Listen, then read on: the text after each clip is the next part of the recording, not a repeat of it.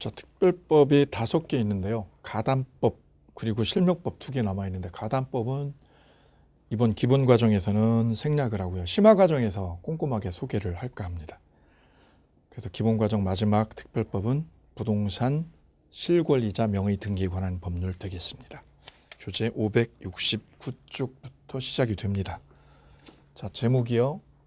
부동산 실명법 이렇게 줄여가지고 부를게요. 실권리자 명의 등기에 관한 법률.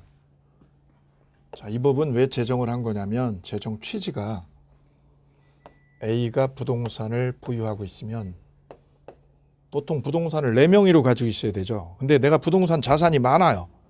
그럼 세금이 많이 물게 되니까 이 세금을 덜 내기 위한 수단으로 부동산을 다른 사람 앞으로 명의를 이전해 놓죠. 그렇게 하기로는 약정을 하죠. 그 약정을 우리는 명의신탁 약정입니다. 이렇게 불러요. 명의를 신탁하자 이거죠. 명의신탁하기로 약정을 해요. 이걸 뭐라고 그래요? 차명이라고 하죠. 차명으로 부동산 명의를 돌려놓는 거예요. 이때 A를 신탁자라고 불러요. B는 수탁자. 그럼 등기는요? 등기는 누구 앞으로요? 수탁자에게 등기가 걸려있죠. 수탁자에게 등기 명의가 이렇게 되어 있는 상황입니다. 등기 명의가. 따라서 등기부를 떼면, 이 부동산에 등기부를 떼면 수탁자 앞으로 등기부가 나와 있어요. 등기 명의가. 그럼 신탁자는 등기부에 안 나와 있고 사라져 있죠. 그래서 전두환 씨 같은 경우를 상상을 해볼게요. 전두환 씨는 자기 앞으로 땅이 한 평도 없다고 그러죠. 전 재산이 28만 원이라고 그러죠. 왜냐하면 부동산이 대부분 다 처남 앞으로 명의신탁이 되어 있는 상황이다. 타인 앞으로. 이런 경우가 이런 거예요. 대표적으로 명의신탁 약정을 해서 명의를 처남이나 자기 친인척 앞으로 명의를 이전해 놓는 거죠. 특히 내가 사업에서 부도 맞았다. 그러면 내 명의로 가지고 있지 않고 딴 사람 앞으로 돌려놔. 이게 명의신탁 약정이에요. 이걸 하라는 거예요? 하지 말라는 거예요. 실권리자가 이쪽이죠. 실권리자 앞으로 등기를 해라.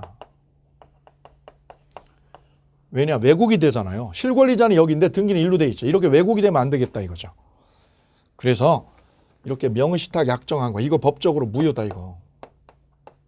무효 처리예요, 법은. 그리고 명의신탁하다 걸리면 신탁자, 수탁자 양쪽 다 둘 다 처벌을 받죠. 처벌을 받고 부동산 가액의 30%를 과징금으로 국가가 뺏어갑니다. 그럼 이게 10억이면 3억을 뺏어가죠. 그래서 실명법을 어겨서 이거 위반해서 걸리면, 차명으로 부동산 가지고 있다 걸리면 둘 다 처벌을 받게 돼 있어요. 그래서 실명법은 이런 명의신탁을 하지 마라 이거죠. 그래서 실명법의 취지가 뭐냐 이거죠. 명의신탁을 하지 마라. 이 법입니다. 실명법의 취지는. 명의를 차명으로 두지 말아라 이거죠. 실권리자 앞으로 등기를 해야 되지 차명으로 등기를 돌리지 말아라. 걸리면 처벌할 거야 니네. 이거 약정도 무효고 처벌할 거야. 근데 이 법의 취지는 이거예요. 명의신탁을 규제하겠다. 그래서 김영삼 YS정권 때 금융실명제하고 부동산 실명제 2개가 특별법으로 제정이 돼서 지하에서 이렇게 돈이 돌아가는 거하고 부동산이 차명으로 이렇게 돌아가는 것들을 실명으로 전환하라고 법이 유도를 했죠. 등기부에는 이쪽으로 돼 있어요. 그럼 세금은 국가가 누구한테 매길까요? 일로 매기죠. 수탁자에게. 그럼 이 부동산, 이 땅은요. 이 전두환 씨가 보유하고 있는 땅 여기 10만 평. 이 땅이 10만 평이다. 전 씨가. 여기 신탁자, 처남 수탁자. 등기 명의는 이쪽으로 돼 있죠. 이 땅은 대내적으로요. 내부 관계에서는 누구 거예요? 내부 관계에서는 누가 주인일까요? 두 사람 사이에서는 AB간이죠. AB간. A하고 B 사이에서는 누구 소유? B 소유입니다. 아니, A 소유죠. A 소유. 신탁자 A 소유. A가 소유자입니다. A 소유. 따라서 처남이 전두환 씨 앞에서 이거 매형 내 거예요 이러면 얘 싸다고 맞지.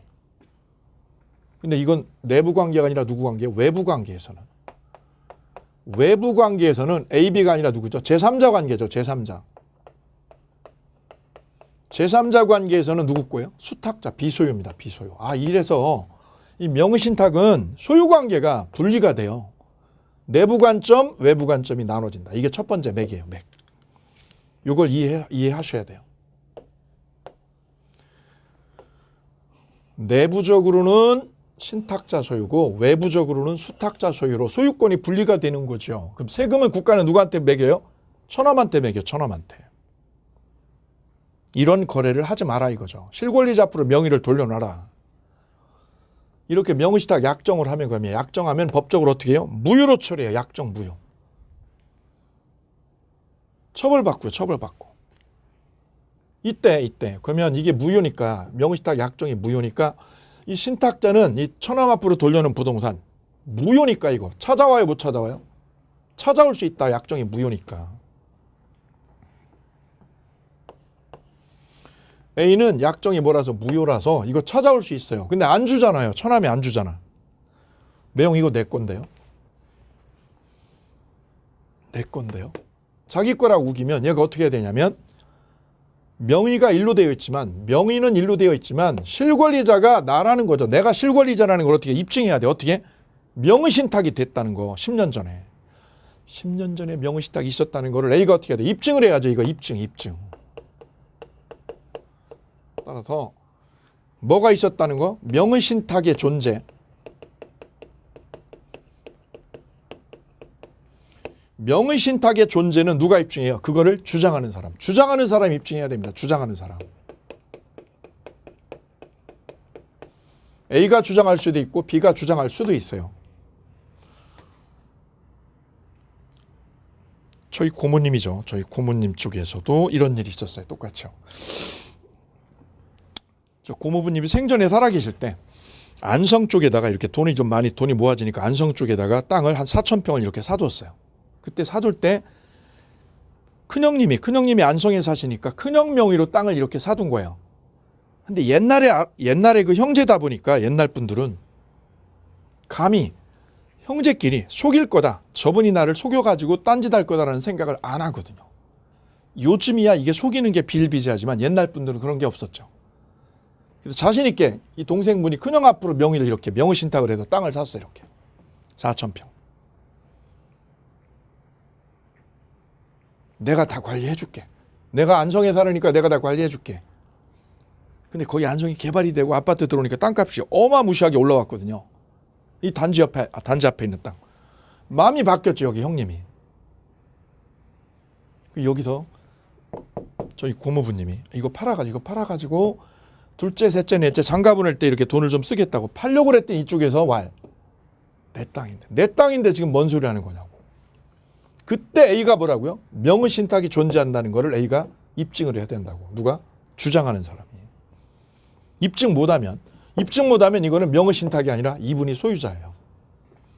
입증을 해야 됩니다. 입증할 자료가 있어야 돼. 각서가 있어야 돼. 각서가. 그래서 저희 고모님은 이거 뺏기셨어요. 왜? 자료가 없어서. 왜? 구두 계약밖에 없었어요. 구두로 명의신탁을 한다라는 것밖에 없었지 서류상으로 아무것도 없다 보니 증빙서류가 고스란히 이쪽으로 넘어갔어요. 이쪽으로. 그래서 명의신탁의 존재는 누가요? 주장하는 자가 입증을 해야 된다라는 거예요. 거꾸로 저는 이쪽이 주장하는 것도 봤어요. 왜요? 이 매형이 처남 앞으로 명의신탁을 했죠. 이 매형은 국세청의 고위직에 계신 공무원이었어요. 근데 이분이 부동산이 많으면 승진이나 이런 거에서 문제가 되니까 이걸 명의를 처남 앞으로 돌려놨죠. 근데 이 매형이 이쪽으로 명의를 돌려야 될 때 이 처남이 매형 나 이거 아파트가 3개나 돼가서 내 앞으로 있으면 세금이 너무 나와. 매형 나 사업도 해야 되고 이거 처분해가지고 내 아파트 하나 처분해가지고 돈 만들어야 되겠어. 그래 팔려고 그랬더니 세금이 너무 나오는 거죠. 그래서 이쪽에서 처남이 매형한테 매형 가져가라고. 아파트 가져가라고 그랬더니 안 가져가는 거지. 가져가래도 안 가져가는 거지. 가져가라고 그래도. 그때는 누가요? 처남이 명의신탁이 존재하는 걸 입증해야 되는 거예요. 이쪽에서. 이걸 누가? 주장하는 자가. 따라서 명의신탁의 존재는 A가 될 수도 있고 B가 될 수도 있는 거예요. 그럼 세 번째. 이렇게 명의신탁 약정이 무효라는 거죠. 무효면 A는 이거 찾아올 수 있나요? 무효니까, 이 약정이 무효니까 찾아올 수 있어요. 이때 말이죠. 이 명의신탁이 명의를 차명으로 돌려놓은 거는 법적으로 금지돼 있어요. 하지 말라고 그랬어요. 명의신탁을 하라고 하지 말라고. 법률이 금지시킨 거예요. 부동산 실명법에다 금지시킨 거야. 금지. 하지 마, 이거 하지 마. 왜? 무효야, 이거 무효야. 명의신탁 약정. 이 명의신탁 약정은 법적으로 무효라니까. 무효. 이때 A가 매형이에요. 매형이 처남한테 그거 돌려달라고. 그거 내 거 돌려달라. 가지고 와라 그랬어요. 그때 처남이 안 준다면, 얘가 안 준다면 찾아올 수 있을까요? 실권리자 A가 이 부동산을 처남에게 명의를 이전해 놓은 이 부동산을 찾아올 수 있을까요? 만약에 말이죠. 이 명의신탁에 명의를 신탁한 이거 명의신탁한 거 이것이 말이죠. 103조 위반이면 몇 조 위반? 103조 위반이냐 이거죠. 명의신탁이 몇 조 위반? 103조 위반이면 어떻게 되나요? 불법 원인 급여가 될 거예요. 무슨 급여? 불법 원인 급여. 불법 원인 급여가 해당이 되면 마치 회장님이 첩에게 아파트 사준 거죠. 첩계약 대가로. 우리 첩관계를 유지합시다. 10년만. 그럼 내가 아파트 줄게. 첩관계로 아파트를 줬다면 그 급여를 무슨 급여? 불법 원인 급여라고 우리가 정리를 했었어요. 민총에서 민법 총칙에서 103조 공부할 때 그게 불법 원인 급여죠. 불법 원인 급여에 해당이 되냐 이거죠. 해당되냐. 해당이 되면 어떻게 돼요? 이 매형은 뺏어올 수 없어요. 첩에게 준 아파트. 매형이 첩에게 준 아파트 불법 원인 급여면 못 찾아오죠. 첩이면 못 찾아오죠. 첩계약이면. 근데 이거는 명의신탁이죠. 명의신탁이 103조 위반이냐 이거죠. 103조 위반이냐 아니냐. 우리 판례는 103조 위반이 해당 안 된다는 거예요. 명의신탁은 103조 위반 여기 해당 안 된다는 거예요. 그 말은 불법 원인 급여가 아니다. 따라서 A는 어떻게 할 수 있어요? 찾아올 수 있어요. A는 이 부동산을 처남한테서 뺏어올 수 있어요. 어떻게 해서? 명의신탁이 존재한다는 걸 소송으로 입증하면 돼요. 어떻게 입증해요? 자뻑하면 돼요. 자뻑을 하면 돼요. 자뻑. 내가 뭐 했다고? 명의신탁했다는 거를 법원에서 소송을 해서 입증하면 돼요. 그럼 지가 어떻게 돼? 지가 어떻게 하죠? 실권리자가 지가 스스로 소송해서 스스로 밝혀야 돼. 판사님 내가요. 명의가 일로 돼 있는데 얘 거 아니에요. 처남 거 아니라 누구 거예요? 내 거예요. 내가 전두한 내 거예요. 라고 지가 어떻게 해줘? 자뻑을 해야 된다. 자뻑을. 그러려면 어떻게 하죠? 출혈이 따르네. 얘도 처벌되죠. 3년 이하 징역이에요. 아주 중죄예요. 과징금 30%죠. 그래 이거는 명의신탁을 해서 자뻑을 한다. 내가 명의신탁 했다는 걸 스스로 입증해야 돼. 스스로 입증. 그건 엄청난 출혈이 따르죠. 출혈이 따르게 돼 있어요. 둘 다 빵에 교도소에 가야 되니까. 그 방법이 뭐냐면 이렇게 하는 거예요.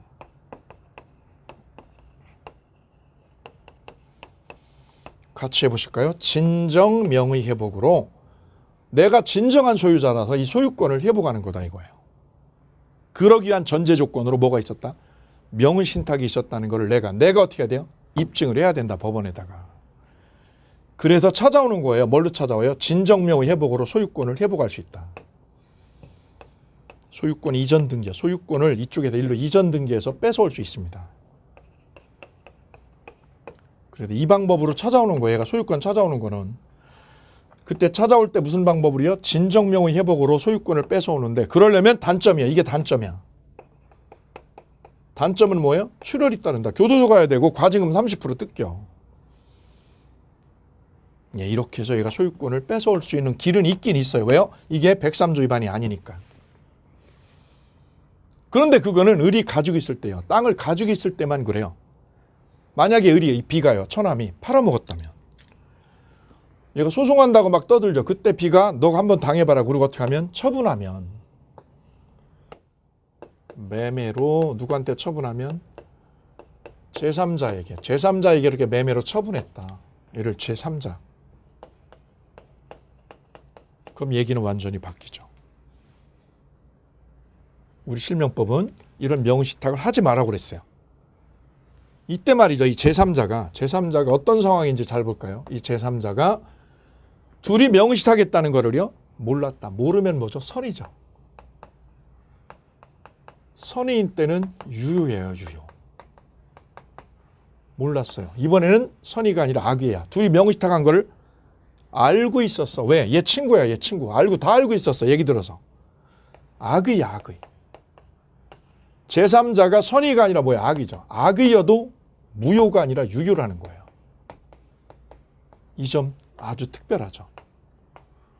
이 점이 아주 특별한 제3자 보호 장치예요. 악의여도 어떻게 해요? 유효다.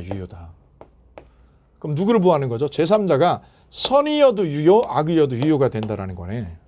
그 말은 뭐냐? 우리 판례는, 우리 입법자는 이렇게 명의신탁을 했다가 수탁자가 처분하죠. 그렇게 되면 법은 제3자를 편들어 준다는 거죠. 알고 샀어도요. 명의신탁인 걸 뭐 하고요? 알면서 샀다. 알면서 샀어도 유효지 무효가 아니라는 거야. 그 말은 명의신탁 하지 말어 너. 하지 말어. 했다가 수탁자가 처분하면 법은 네 편이 아니라 제3자 편이야. 오케이. 여기가 4번째, 여기가 5번째. 제3자는 언제 보호되냐고요? 선의일 때요. 선악불문이에요. 선악불문 다 보호된다. 자, 우리가 가장매매에서는요. 가장매매를 한번 돌이켜볼까요? 민법 총칙으로 이렇게 복습을 해보시면 A가 B하고 짜고 가장매매를 했다. 가장매매하면 이거 무효죠. 그 무효는 누구한테요? 선의 3자에게만 대항을 못했어요.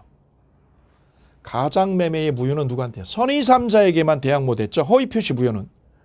그래, 허위표시의 무효는 누구한테? 선의 3자에게 대항 못했다. 그런데 지금은 다르다. 명의신탁의 무효는, 명의신탁 약정의 무효는 누구한테요? 선의와 악의요. 선악불문하고 제3자에게 대항 못한다. 아, 중요한 법리적인 차이가 하나 생겼어요. 어디에서? 허위표시의 무효하고. 허위표시의 무효는 누구한테 대항 못했죠? 선의 3자에게. 선의 3자에게 대항할 수 없죠. 그죠? 이게 108조죠. 108조 2항. 그런데 말이죠. 지금은 허위표시가 아니라 뭐의 무죠? 명의신탁의 무효. 명의신탁의 무효는 선의요, 악의요. 악의 제3자에게도 대항 못한다. 오, 예. 그 밑에가 아주 잘 나오겠네. 이게 딱 걸려들겠네요. 왜 공부 어슴푸레 하게 이게 틀린 것 같죠? 틀린 게 아니라 이게 맞는 거예요. 맞는 거. 그 말은 제3자가 뭐여도 악의여도 얘가 A가 전두환 이가 이게 악의여도 뺏어올 수 없어요. 대항할 수 없어요. 뺏어올 수 없어요. 누구한테? 제3자한테. 악의 제3자한테 A가 뺏어올 수 없어요. 오케이. 이 두 가지가 확연하게 비교가 되셔야 됩니다. 허위표시의 무효와 명의신탁의 무효는 제3자 보호 범위가 달라져요. 오케이. 자, 그러면 5가지의 기본 축을 하나 공부를 했어요. 이거면 일단 명의신탁의 기본 뼈대를 만들었어요. 명의신탁의 뼈대. 자, 그럼 우리 실명법은요. 이런 명의신탁을 법적으로 하라는 거야? 하지 말라는 거야? 하지 마라. 하다 걸리면 처벌된다 이거야. 자, 그럼 입법자가 어떻게 입법을 했는지 잠깐 확인을 하고 들어갈게요. 자, 가기 전에 이 법의 569페이지요. 569페이지에 큰 2번에 02번에 보면 쌍괄 2번에 적용 범위라고 적어놓았죠. 적용 범위에 동그라미 할까요? 동법은 부동산에 관한 소유권, 기타 물권을 실권리자 명의로 등기하지 않고 타인 명의로 등기한 경우에 적용이 됩니다. 따라서 2번 소유권, 기타 물권도 규율하므로 소유권뿐만 아니라 어디에도요? 지상권, 전세권, 저당권도 적용 대상이 되고 가등기도 적용 대상이 됩니다. 그래서 이 소유권만 명의를 돌리는 게 아니라 뭐들요? 전세권도 명의를 돌릴 수 있거든요. 아니 전세권을 왜 돌리는 거야? A가 전두환이가 전세 살려고 그래. 전세권 얻었어. 8억짜리 전세 얻었어. 근데 내 명의로 하려고 그랬더니 어떻게 돼요? 국가가 냅다 들어와가지고 전세금을 압류하죠. 그래서 A는 야 이거 내 명의로 전세금 걸어두면 안 되겠구나. 그래서 어떻게 해요? 차명으로 처남 앞으로 명의신탁을 해요. 뭐를? 전세권을. 그래서 소유권뿐만 아니라 뭐까지요? 전세권도 명의신탁을 하면 금지돼요. 그래서 금지 대상은 뭐냐? 모든 물건이에요. 모든 물건은 명의신탁을 하면 안 되겠다라는 거예요. 따라서 기타 물건 할 때 기타 물건 위에다 적으실 단어는 뭐예요? 모든 물건. 모든 물건은 명의신탁이 금지된다. 소유권, 전세권, 저당권 다 금지돼요. 뭐까지요? 가등기도. 가등기의 밑줄이요. 가등기도 차명으로 하면 안 되는 거예요. 다음 방가로 이번에 적용이 제외되는 거 있죠. 적용 제외. 그거는 나중에 심화 과정에서 할게요. 다음 뒤로 넘어가시게 되면 종중 배우자 종교단체 특례라고 적어 놓았어요. 특례. 특례니까 뭐죠? 예외죠. 예외. 특례라는 말은 예외라는 뜻이에요. 자, 위에다가 하나 적어볼게요. 이렇게. 우리 부동산 실명법은 명의신탁의 틀을 어떻게 만드는 거냐면 두 개로 만드는 거예요. 일반적인 원칙. 일반 원칙은 뭐냐? 명의신탁을 하지 마라. 하지 마. 우리 실명법은 원칙. 어떻게 하는 거예요? 명의신탁은 무효야. 명의신탁 무효.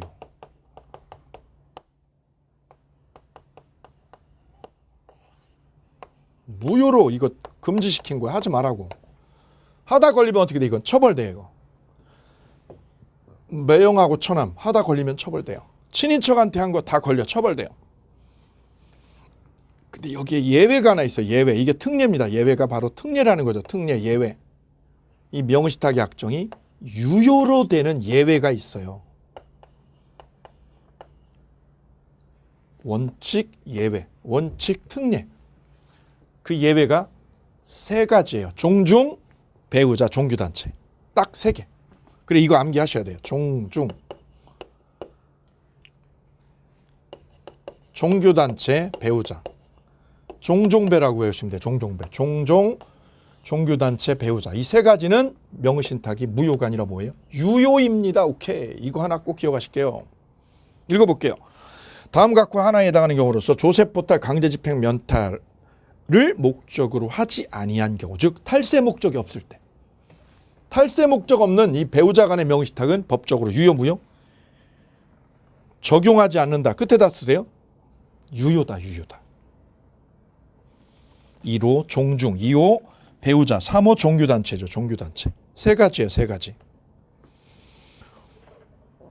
이때 동그라미 밑에 2번 볼게요. 여기서 배우자에는 사실혼 관계에 있는 배우자는 포함시켜요? 안 시켜요? 사실혼 배우자는 포함 안 된다. 포함 안 된다는 말은 뭐죠? 사실혼 배우자 간의 명의신탁은 무효다. 여기서 배우자는 법률상 배우자를 말해요. 법률상. 혼인신고한 사람. 따라서 사실혼 배우자가 명의신탁한 거는 법적으로 유효요, 무효요? 무효다. 무효 쓰세요. 거기다 무효 별표. 그럼 세 번째는요. 둘이 사실혼 관계였다가 혼인을 해버리면 어떻게 되고 혼인하면 동거를 10년 했다가 혼인신고했어요. 왜요?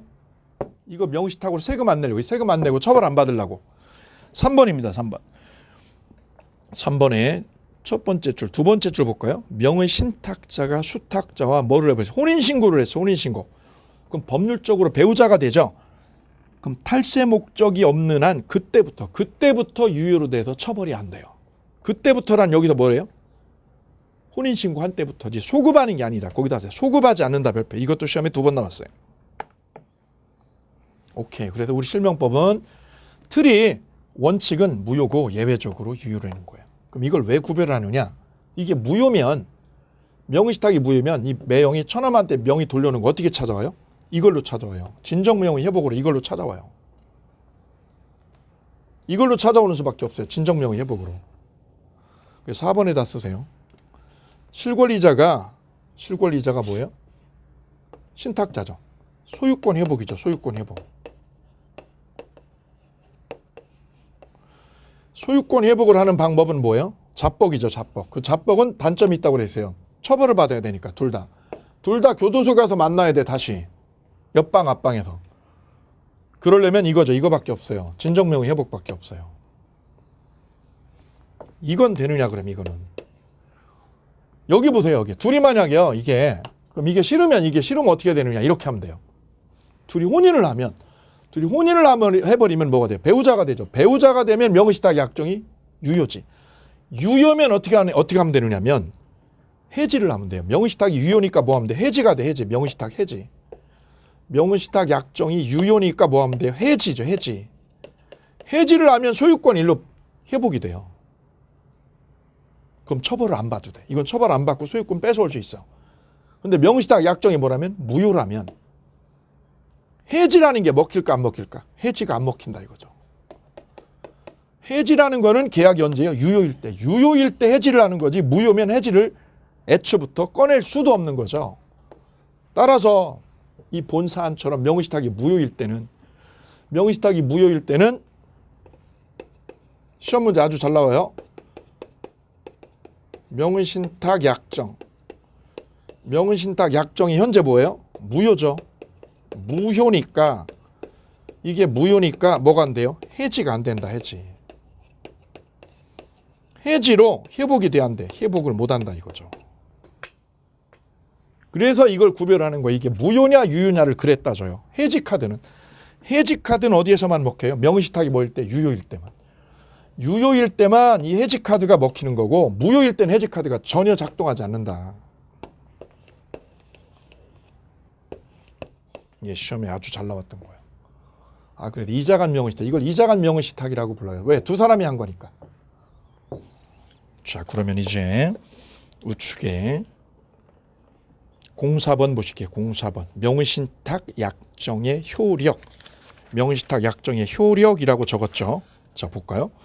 14조예요. 4조. 실명법은 우리가 공부할 게 딱 이거 4조밖에 없어요. 4조 하나 하는 거예요. 4조 조문 하나 하는 거예요. 우리 시험에. 근데 판례가 안에 많이 깔려 있어요. 판례가 안에 많이 들어가 있어요. 실명법에서 꼭 암기가 돼야 될 건 몇 조? 4조죠. 4조. 여기는 4조. 반드시 암기가 되셔야 되는데 1항, 2항, 3항 딱 3개. 1항, 2항, 3항. 4조. 실명법 4조 1항, 2항, 3항. 3개를 반드시 암기하실 것.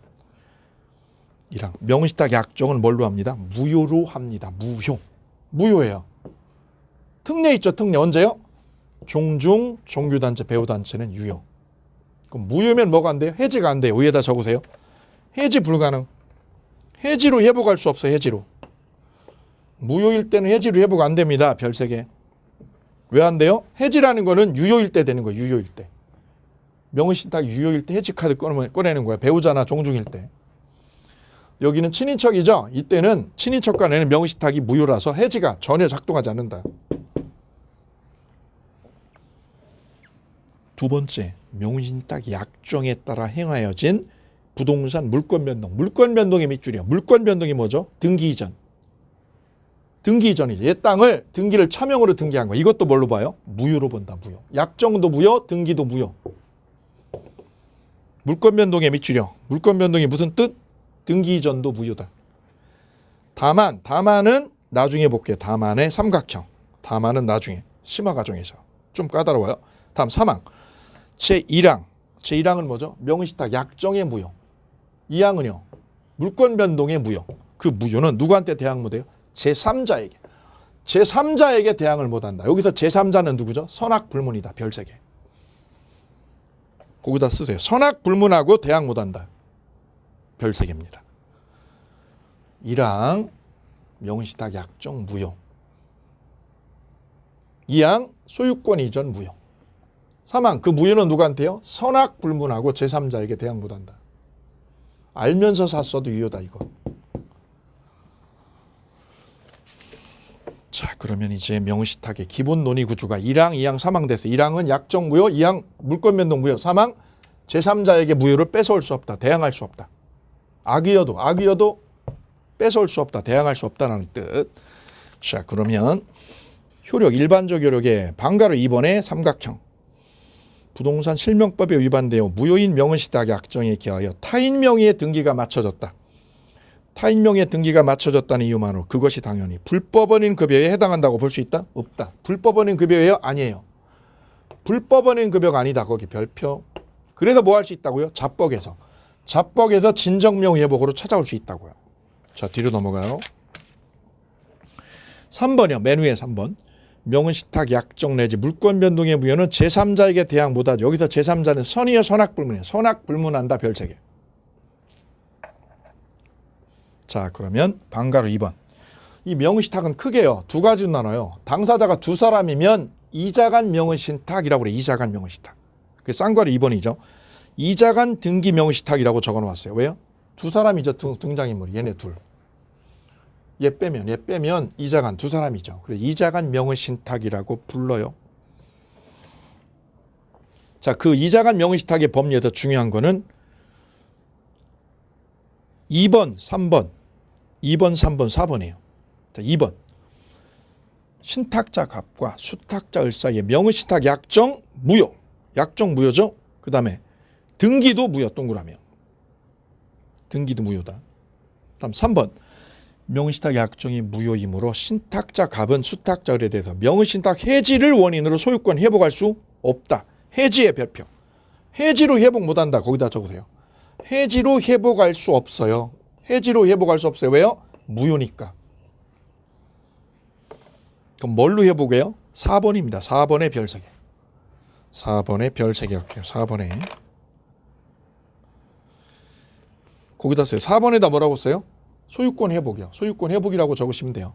소유권 회복은 거기다 쓰세요. 뭘로? 진정명의 회복으로. 진정명의 회복으로 소유권을 뺏어올 수 있다. 그러려면 전제 조건이요. 자뻑을 해야 된다. 자뻑을.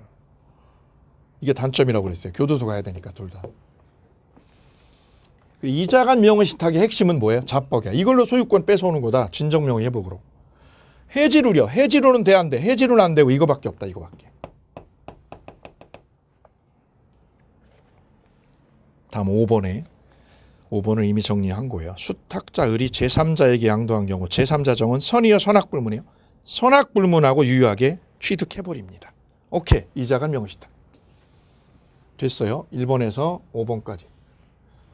자, 이제 3자간 명의신탁 보실게요. 이자간은 아주 간단해요. 요 5개만 주머니 안에 5개만 딱 넣으시면 돼요. 5개. 그거 벗어나지 않아요. 5개 안에서. 자, 이제는 3자간 명의신탁은 등장인물이 3사람이에요. 3자간 등기 명의신탁.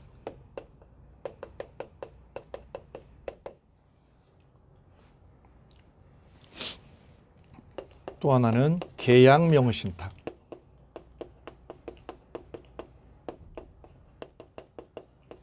이거는 다 3사람이라서 3자간 명의신탁이라고 그래요. 3자간 명의신탁. 그래서 명의신탁의 유형을 나눌 때는 둘로 나눠요. 2자간 명의신탁이냐 3자간 명의신탁이냐. 그래서 3자간 명의신탁은 3자간 등기 명의신탁하고 또 하나는요. 계약 명의신탁하고 둘로 나누어져요. 어떻게 다른 거냐. 3자간 등기 명의신탁하고 요거를 소위 중간생략형이라고 부르기도 해요. 중간생략형.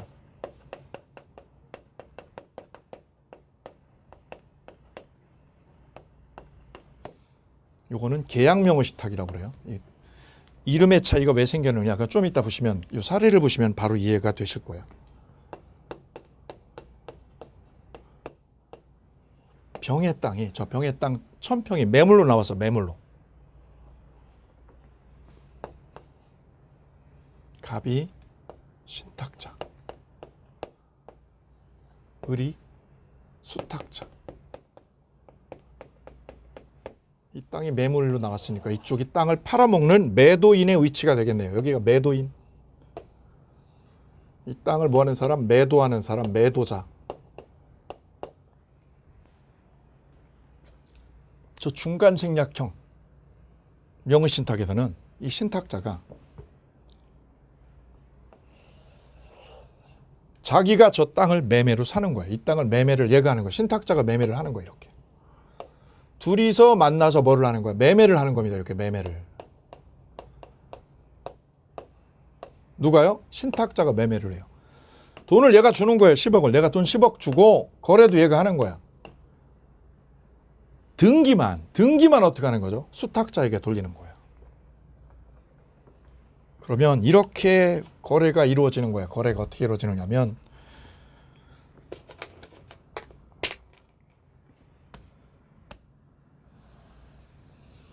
이렇게 매매가 되고요. 그 얘네 둘은 뭐 한 거야, 둘이요? 명의 신탁하기로 짠 거죠. 여기 매형하고 처남하고 짠 거예요. 둘이 뭐 합시다, 우리? 명의 신탁하자고.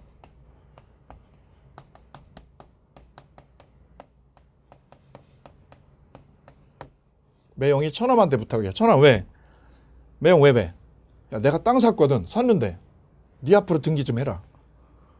알았어 형. 명의 신탁 약정을 했죠. 그래서 얘가 땅을 사고요. 얘가 매수자죠. 매수자. 신탁자가 매수자입니다. 매수자. 부동산을 매수자한 사람이에요. 매수한 사람이 얘예요. 신탁자야. 등기는 누구 앞으로 꽂아요? 등기는? 얘 앞으로 꽂으면 안 되는 거예요. 왜요? 얘가 세금 너무 나와. 부동산이 많아서. 자산이 많아서 얘 앞으로 등기를 안 하고요. 얘를 어떻게 하는 거야? 생략하고 등기를 일로 갖다 꽂아버리는 거야. 이게 중간 생략 경명의 신탁.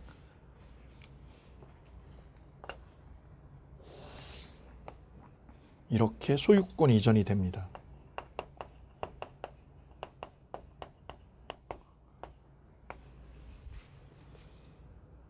그럼 이 매수자 이 신탁자는 매형은 매매 계약에도 관여를 하나요? 오케이. 매매에도 관여를 하고 명의 신탁에도 관여를 하는 거죠, 얘가. 얘가 그래 어떻게 하는 거예요? 북치고 장구치고 한다. 저는 이렇게 얘기를 해요. 신탁자가 어떻게 하는 거예요? 북치고 장구치고. 얘가 관여를 다 한다고. 북치고. 명의 신탁할 때는 처남하고 장구치고. 이렇게 하셔요. 이렇게. 그래야 혼란이 없어요. 왜냐하면 시험에 이 그림을 그려낼 수 있어야지 사례 문제를 1분 안에 뚫고 나갈 수 있어요. 이때 병이 매도인이에요. 맨 왼쪽에 병이 매도인, 얘가 신탁자, 얘가 수탁자. 이때 신탁자가 어떻게 매수를 한다라는 거죠. 얘가 매수자라는 거 제일 중요해요. 이 신탁자가 그럼 어느 거에 관여를 한다고요? 매매에도 관여하고 명의신탁에도 관여해요. 얘가 양쪽에 다 관여한다. 이쪽에도 저쪽에도 관여를 다 하는 거죠. 북치고 장구치고 하는 거예요. 북칠 때는 매매를 하고 신탁자의 수탁자에게는 명의신탁을 하고 두 개를 관여하죠. 그리고 등기만 어떻게 해요? 차명으로 일로 뽑아내는 거야. 그럼 이 소유권 이전은 실권리자 앞으로 한 거예요? 차명으로 한 거예요? 차명으로 한 거죠. 이 등기가 차명 등기죠. 차명 등기. 따라서 이게 차명 등기니까 이 등기는 유효일까요? 법적으로 무효일까요? 법적으로 이거는 무효입니다. 무효. 왜요? 실권리자는 얘인데 차명으로 돌렸으니까 이게 무효지요. 등기부는 여기 있지만 얘는 소유자 아니에요. 왜요? 무효예요. 이거 법적으로. 이걸 중간생략형 명의신탁이라고 그래요. 자, 그럼 밑에 계약명의신탁은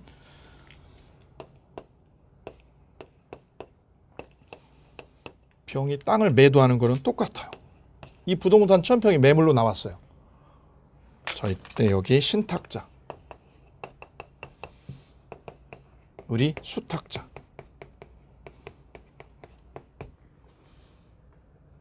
저 중간생략형 명의신탁에서는 이 매형이요. 전두환이가 관여를 하는 거라고 그랬어요. 어디에 관여를 해요? 북치고 장구치는데 관여를 다 하잖아, 얘가. 매매하고 명의신탁을 하고 얘가 북치고 장구치고 다 하죠. 양쪽에 다 껴들어요. 근데 여기는 얘가 숨어있는 거야. 얘가 숨어있는 거야. 얘가 숨어있는 거야. 숨어있는 거. 전혀 얘가 오픈되면 안 되는 거야. 누가 숨어있는 거야? 신탁자가 숨어있어요. 드러나지 않아. 오픈되잖아요. 얘는 자금만 뒤에서 대줄 뿐 얘 존재가 오픈되면 안 되는 거야. 이순신이가 한 말이죠. 나의 존재를 알리지 마라. 얘가 한 말이죠. 얘가 신탁자가. 그럼 이 땅 매물을 누가 사는 거예요? 수탁자가 매매를 하는 거예요. 이렇게. 여기서는 신탁자가 얘가 매수자였죠. 신탁자가 땅을 샀고 북치고 장구치고 했죠. 여기서는 신탁자는 숨어 있어. 자금만. 숨어. 뭐 넌 머리도 발도 얼굴도 내놓으면 안 돼. 전혀 내놓으면 안 돼. 계약자야. 이 계약 현장에 너는 오면 안 돼. 누가 와요? 수탁자가 매매를 하는 거야. 매매를. 얘는 뭐만 대주는 거야? 자금만 대주는 거죠. 자금만. 내가 자금만 10억 제공할게. 내가 제공을 이걸 할 테니까 이 돈 가지고 네가 땅 사고 다 해. 네가. 북치고 장고 네가 다 하라고. 네가. 이게 계약명의신탁이에요. 얘는 자금만 제공해요. 자금만. 그리고 숨어. 핵심이 숨어야. 얘 핵심은 숨어. 누가 숨어? 신탁자가. 그럼 이 땅을 매도하는 사람하고 매수자는 누구죠? 병과 수탁자가 매매 계약 당사자가 되는 거예요. 그리고 현실에 이런 게 많죠. 저 검은 돈 가지고 있는 사람이요. 검은 돈이 시중에 보면 검은 돈이 꽤 있어. 출처를 밝힐 수 없는 거. 이 돈 가지고 있는 사모님이 부동산에 오셔가지고 돈을 던져 이렇게. 내가 10억을 줄 테니까 땅을 사라고. 대신에 내 이름으로 사지 말고 누구 명의로? 네 명의로 사. 중개업자 네 명의로 사고 등기도 네 명의로 해. 그리고 뭐까지요? 파는 것까지, 처분까지 네가 다 해줘. 다 해줘. 나는 어떻게 해? 나는 숨기고 나의 존재를 알리지 마라. 알리지 마라. 사가지고 처분하는 것까지 작업을 해주세요. 그럼 내가 수수료 5억 줄게. 이런 검은 돈이 있을 때 이렇게 돼요. 자, 이때는 이렇게 매매가 돼. 이렇게 매매가. 이렇게 매매가 되겠네. 그죠? 이렇게 매매가 되고 소유권도 이렇게 넘어오네. 이렇게요. 병의 매도인. 수탁자가 뭐가 되는 거죠? 얘가 매수자 역할을 얘가 하는 거예요. 수탁자가 매수자. 얘는 숨어 있어요. 숨어. 얘가 살게. 얘가 살게. 처남이. 그래서 매매도 하고 명의 소유권 이전도 일로 땡기는 거야.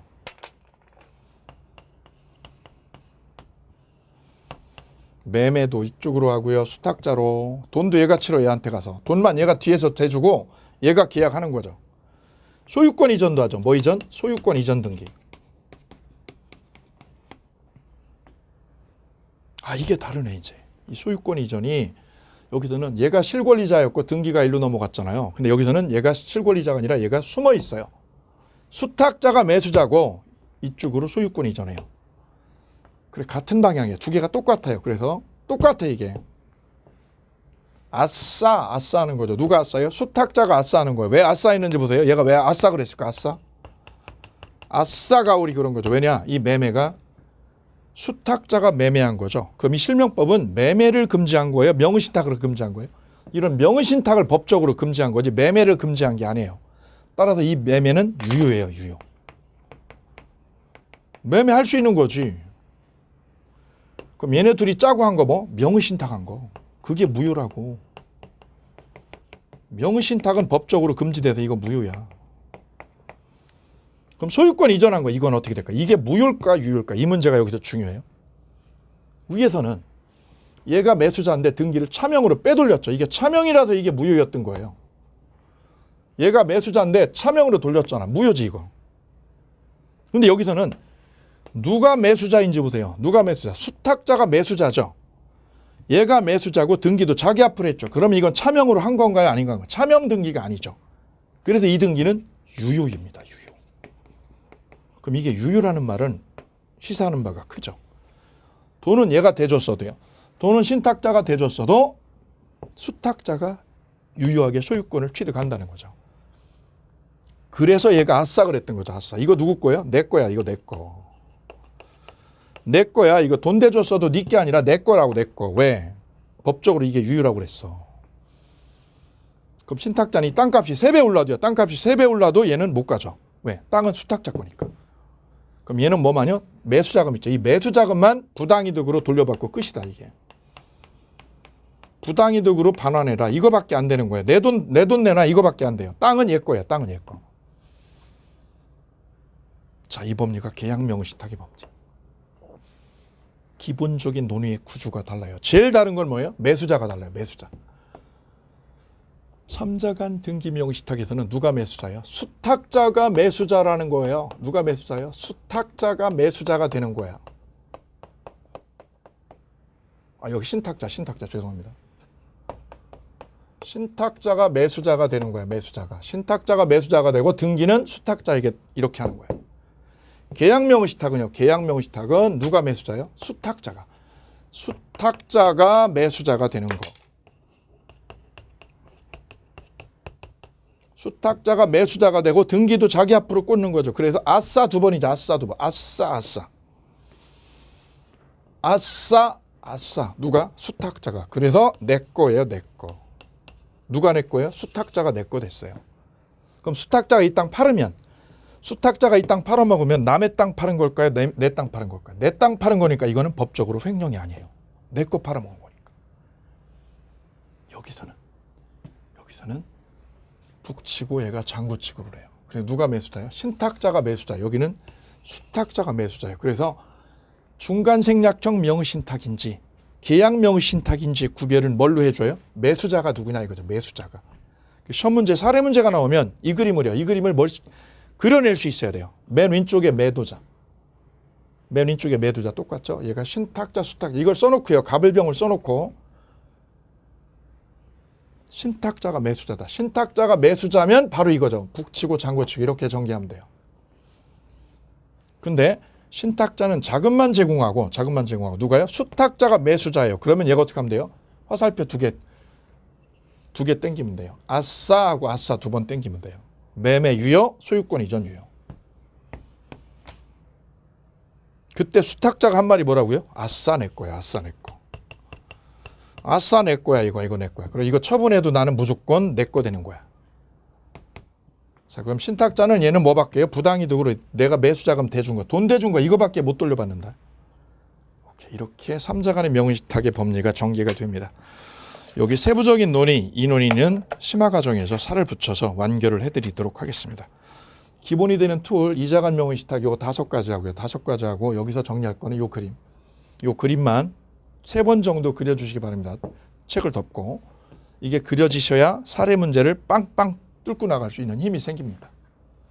근본적인 차이는 이거라는 거죠. 이거. 매수자가 누구냐 이거죠. 매수자를 신탁자로 볼 거냐 수탁자로 볼 거냐 이거에 의해서 판가름이 난다는 점 유념하시기 바랍니다. 이렇게 해서 기본 이론 강의를 쭉 같이 정리를 해보셨고요. 다음 순환에는 심화과정. 이제 심화과정은 기본이 되는 툴에서 복잡하고 까다로운 내용들을 거기다 얹어가지고 이제 심도 있게 풀어나갈 거예요. 자, 그리고 양자는 기본 과정하고 심화 과정은 서로 연결이 돼 있어요. 기본 과정에서 절반 했다면 이제 심화 과정에서 또 절반을 할 거예요. 두 개 축이 만나면서 이렇게 전체가 완결성을 갖게 됩니다. 심화 과정 기대해 주시기 바랍니다. 다음 주에 심화 과정 여러분 함께 진행하도록 하겠습니다. 기대해 주십시오.